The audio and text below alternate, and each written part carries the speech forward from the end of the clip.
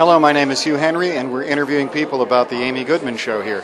I'd like to know who you are and where you're from and why you came.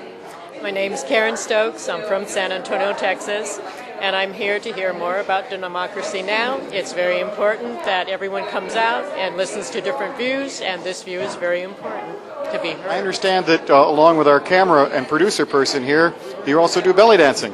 Yes, it is very fun, and it's something that you can do for yourself, that you forget everything around you. It is so important that there be a sanctuary of dissent. I think that's what the Esperanza Center is, and that's really what Pacifica and independent media provide, a sanctuary of dissent. It's very important. That's what will protect a democratic society. When we can all be heard, when we can have a dialogue across cultures, across ages, across ethnicities and religions, a level playing field for all. Now, I'm on an 80-city tour. Many times I'm with my brother. I am very lucky in my life that, my brother wrote Static with me, that David, who is my colleague, and though I hesitate to use this term in this day and age, collaborator,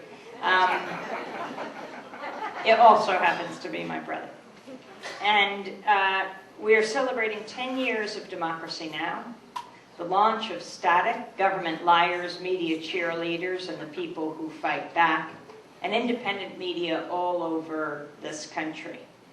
Now, we began the tour Labor Day weekend. I began in Cape Cod, Massachusetts.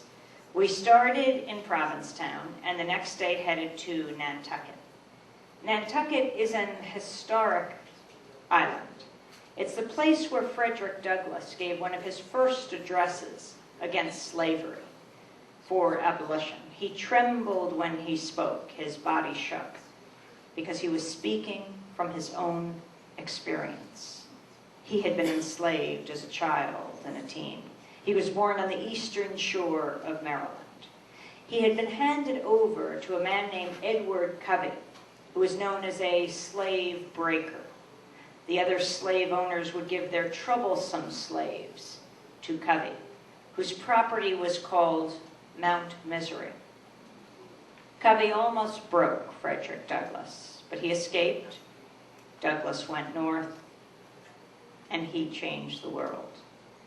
That property today on the eastern shore of Maryland, Mount Misery, is owned by Donald Rumsfeld, the Secretary of Defense.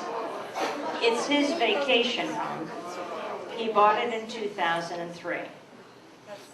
He lives just down the road from his close friend, Vice President Dick Cheney.